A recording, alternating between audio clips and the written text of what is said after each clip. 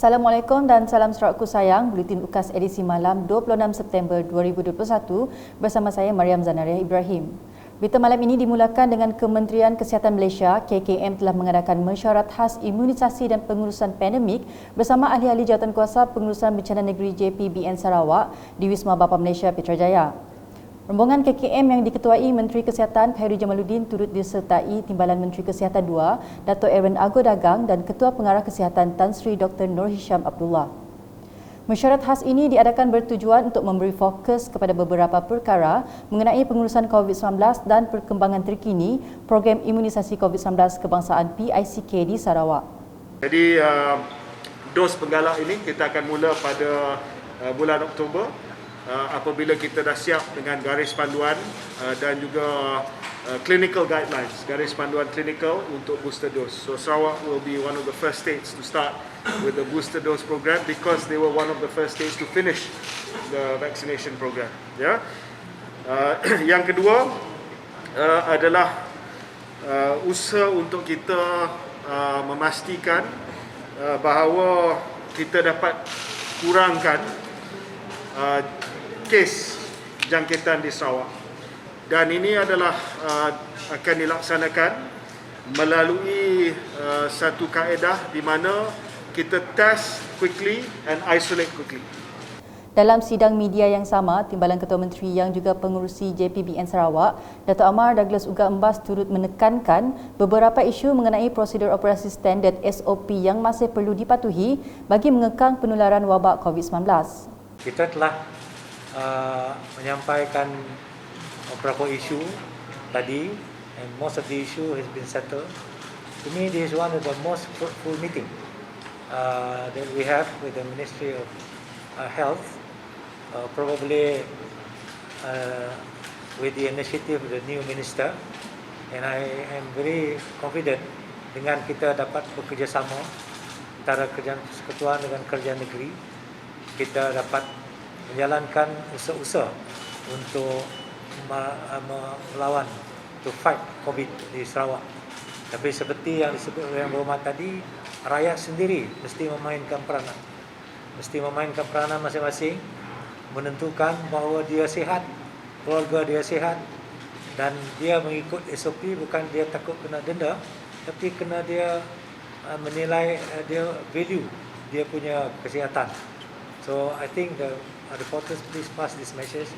And to those in the interior area, kita minta kalau ada simptom apa-apa, don't hesitate, pergi to jumpa doktor cepat yang mungkin. Sarawak sudah mencapai liputan vaksinasi yang tinggi dengan mencatatkan sebanyak 78% daripada populasi remaja yang berusia 16 dan 17 tahun yang telah mendapat suntikan dos pertama vaksin COVID-19. Berita seterusnya, Menteri Kerajaan Tempatan dan Perumahan Sarawak, Datuk Seri Profesor Dr. Sim Kui Hian telah menyempurnakan sambutan Hari Sungai Sedunia 2021 di Kampung Sinar Budi Lama, Batu Kawah, Kuching pada Ahad. Bertemakan Waterways in Our Communities, beliau yang juga ahli Dewan Undangan Negeri Adun Batu Kawah berkata, masyarakat dan komuniti setempat memainkan peranan penting dalam menjaga kebersihan, keindahan sungai dan kelestarian alam sekitar. This theme was chosen to emphasize the role of the community, especially the local community, to jointly maintain the cleanliness, the beauty of the river and the environment sustainability. So itu amat penting. For here, at least all of us can see that we are doing many waterfronts and especially the one opposite is actually a wetland park. It's not the typical waterfront. Ujarnya lagi, Sarawak bernasib baik kerana kerajaan negeri di bawah pimpinan Ketua Menteri Datuk Patinggi Dr. Abang Abdul Rahman Zohari Tun Datuk Abang Openg amat peka dalam menangani isu dan cabaran pengurusan sungai. Oleh itu, beliau menyeru semua pihak hendaklah bekerjasama menjaga sungai untuk mengekalkan ekosistem serta kelestarian dan jaminan sumber air. All parties must work together to ensure that the river does not become a dumping ground for waste, garbage, to maintain the ecosystem and ensure the sustainability and security of water resources for current and future generation. Selanjutnya, DAL HCM Sdn Bhd DHSB dengan kerjasama Jabatan Kerja Raya JKR Miri telah menjalankan tanggungjawab sosial korporat CSR dengan menaik taraf ruang tempat letak kereta Masjid Abu Bakar As-Siddiq Desa Senadin.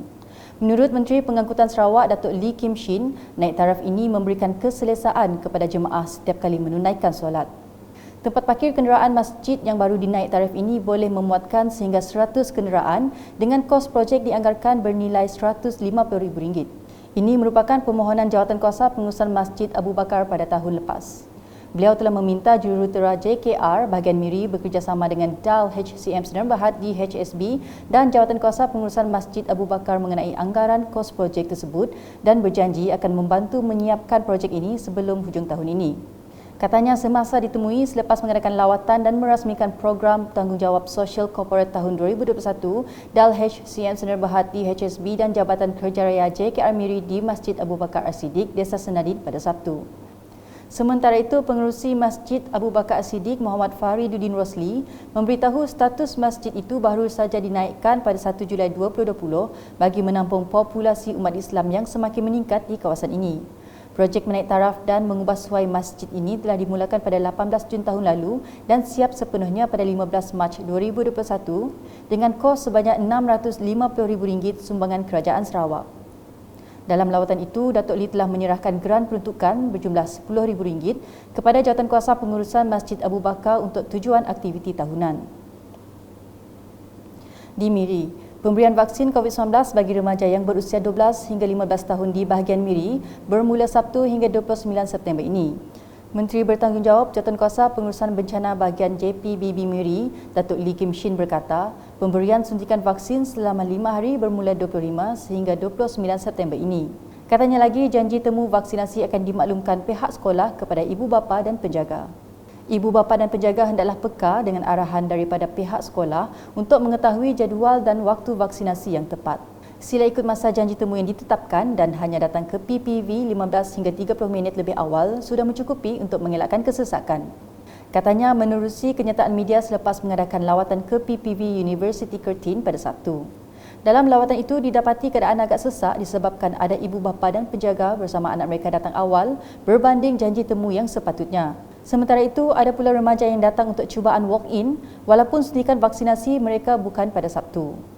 Tegas beliau lagi, walk-in vaksinasi cuma dibenarkan bagi remaja yang tidak bersekolah sahaja dan hanya perlu walk-in di mana-mana PPV awam kecuali kawasan pedalaman. Sementara itu, Datuk Lee yang juga Menteri Pengangkutan Sarawak turut memberitahu JPBB Miri bercadang menambah baik beberapa perkara bagi melancarkan proses suntikan vaksinasi remaja 12 hingga 15 tahun dengan membuka kemudahan rangkaian internet Wi-Fi PPV Curtin kepada status buka dan menyeru pihak sekolah mengingatkan pelajar mengisi dan mengemas-kini maklumat dalam aplikasi MySejahtera sebelum memasuki Dewan Pendaftaran dan menepati masa temujanji yang telah ditetapkan. Di bawah pula, Kerajaan Sarawak menerusi Jabatan Pertanian bahagian Kuching telah menyerahkan bantuan jentera pertanian berupa mesin pemotong rumput kepada para petani dari kawasan Dewan Undangan Negeri Dun Tasik Biru. Simbolik penyerahan telah dilakukan Ahli Dewan Undangan Negeri Adun Tasik Biru, Datuk Henry Jinep di Dewan Kampung Daun Singai pada Sabtu. Seramai 94 orang menerima mesin yang bernilai RM1,000 setiap unit itu terdiri daripada para peserta di bawah dana fasilitasi pertanian AFF bagi tahun 2020. Sementara itu, kesemua penerima merakamkan penghargaan kepada wakil rakyat mereka dan kerajaan negeri di atas pemberian mesin berkenaan. Beralih ke laporan suntikan COVID-19, ramai 204 orang pelajar menerima suntikan dos pertama vaksin COVID-19 di Pusat Pemberian Vaksin PPV Dewan Seri Pantu pada Sabtu. Kesemua mereka dari Sekolah Menengah Kebangsaan SMK Meluhu dan SMK St. Luke di daerah Pantu. Program vaksinasi itu berjalan lancar dengan pematuhan prosedur operasi standard SOP yang ditetapkan. Difahamkan para pelajar berusia 12 tahun akan menerima vaksin pada Ahad. Di Samarahan pula, sebanyak 1,200 pek bantuan bakul makanan telah diagihkan kepada petugas barisan hadapan dan pertubuhan di bawah Jabatan Kebajikan Masyarakat JKM bahagian Samarahan menerusi program tertutup Terima Kasih Frontliners 2021 bahagian Samarahan pada Sabtu. Antara penerima bakul makanan tersebut adalah petugas barisan hadapan dari kaki tangan Pejabat Kebajikan Masyarakat bahagian Samarahan, Asajaya dan Simunjan, Pejabat Residen dan Daerah, Pejabat Kesihatan bahagian dan Daerah, Polis, Bomba, Rela, Angkatan Pertahanan Awam Malaysia, Pertubuhan Sukarelawan Kebajikan PSK, Pertubuhan Pemulihan dalam Komuniti PPDK dan Pusat Aktiviti Warga Emas Sebuyau. Simbolik penyerahan sumbangan telah disempurnakan Pegawai Kebajikan Masyarakat Bahagian Semerahan Muhammad Yaakob Mersyidi kepada wakil-wakil penerima bertempat di Pejabat Kebajikan Masyarakat Bahagian Semerahan, Kota Semerahan. Sementara itu, para petugas Barisan Hadapan yang ditemui berterima kasih di atas sumbangan dan berharap mereka yang masih bertugas ketika ini terus memikul tanggungjawab yang diamanahkan dengan dedikasi. Sekian edisi malam bersama saya Mariam Zanaria dan kru penerbitan. Berita lebih lanjut boleh didapati di semua platform media sosial UKAS termasuk portal ukas.sarawak.gov.my dan pastikan anda subscribe UKAS channel di YouTube. Salam UKAS.